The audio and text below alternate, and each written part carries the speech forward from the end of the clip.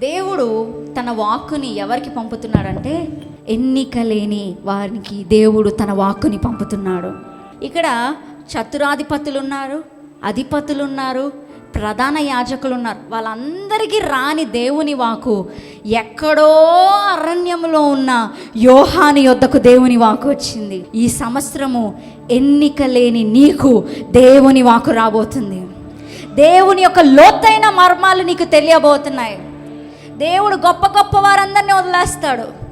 వారందరినీ పక్కన పెట్టి నువ్వు కాదు దేవుడు ఎక్కడో అరణ్యంలో ఒంటరిగా ఉన్న నీకు దేవుడు తన వాక్ ప్రత్యక్షతను దేవుడు నీకు ఇవ్వబోతున్నాడు.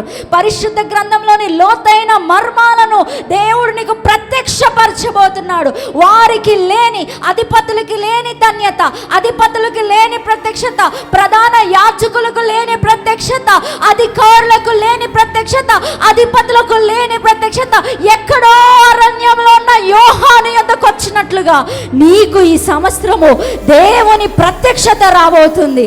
దేవుని ప్రత్యక్షతను నువ్వు చూడబోతున్నావు నీ జీవితంలో. దేవుడు నిన్ను లేవనెత్తి తన ప్రత్యక్షతను నీకు బయలుపరిచే కాలం ఇది. హల్లెలూయా.